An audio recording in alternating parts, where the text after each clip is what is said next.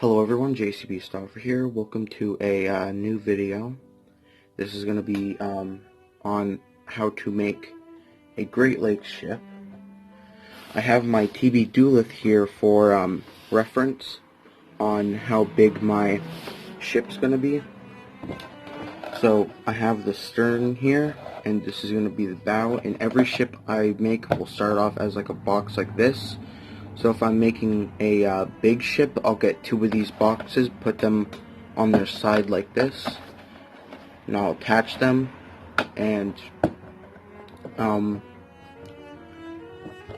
that's how I make my big ships. But my small ships, I just get a box that is at least nice in width and nice in height. And we're going to be cutting this line here, and it's on both sides. And we're either going to use this section here or maybe this section up here, depending on how I like the look of it. But anyways, let me cut this up and we'll get on to the next step of how to make a model ship. Alright, I cut the ship how I want it, and now I'll have to attach this section. It has to be the exact same length as this section because that's going to be the bottom of the ship. And if you want to, you can add weights into the ship, like in here, and add bulkheads once you attach this section how you want it. Because once you put anything in here, nothing's going to be you won't be able to remove or add anything unless if you're adding it to the bow and the stern. Later in a later stage, which will be happening later. So if you are making a sinking model, add your bulkheads and all that you want in this section. And let me just attach this and show up some show sketchings of what the ship is going to look like, and we'll get to the next step.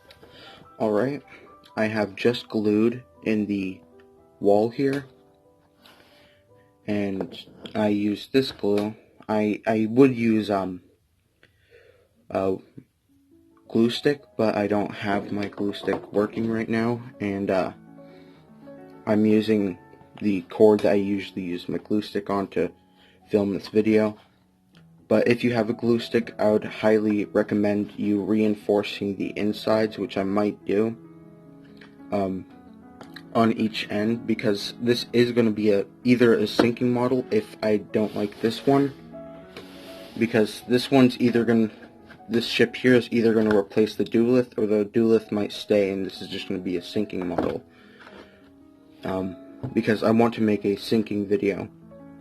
And I make sure the scale is correct. So this is going to be around a waistline higher than the Duelith, which it is. If you see the railing there, it perfectly matches with this side. There is some trimming I have to do here along the line, but that shouldn't be a problem as long as I stay in that line that I drew. And with this section of the box, I'm going to cut all of from that line all the way forward, because I'll be using that as the wheelhouses and all the other details on the ship. And here's some of the sketches I made of the ship that I'm going to be making. Chris, I believe. Yeah, Chris came up with the first name, and I came up with the B. Honor end here. But it's going to be styled off of more like the 1800 style Great Lakes wheat carriers. And there was number 1, number 2, and number 3. Those were the sketches. I'm choosing number 3 for the wheelhouse section, but there is some things from like these two that I might use, like the wheelhouse at the back here. I'll use the wheelhouse section here for this, and the like other little details in the stern from this one I'll put on here. But that's basically what this ship's gonna be. I'll be adding support beams because you could see how it's kind of bending like that. You don't want that. You want it to be like a straight box. And once we're done that, you can, if you want, you can cut the bottom, well, this section here, like, you can cut the thing here for, you can cut that section out for the decking if you want.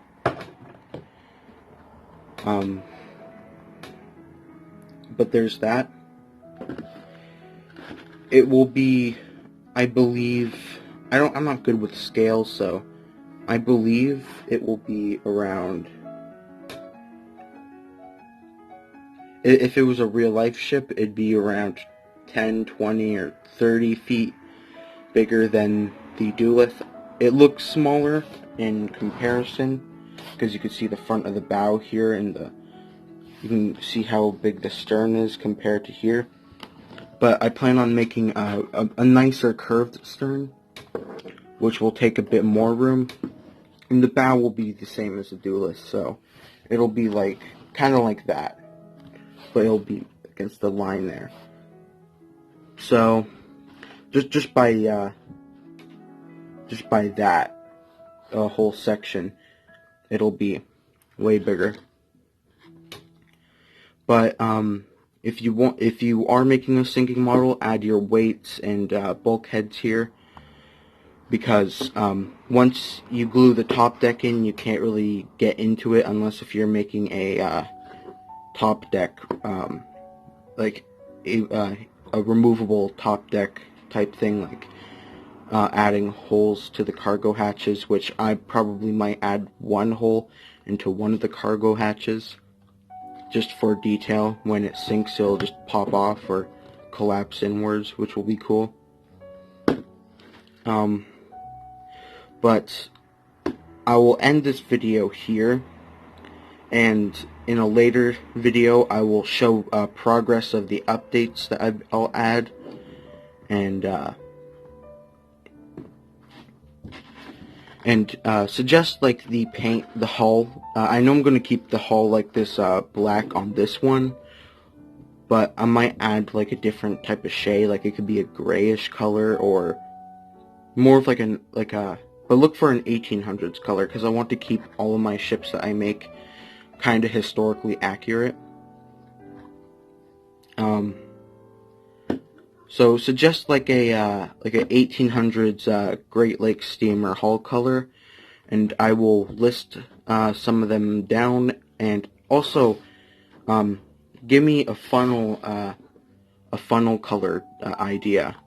So like if you want the top normally black but the rest of it like a dark green, I could do that, kind of like the Plymouth, or a purple or blue, whatever would be cool.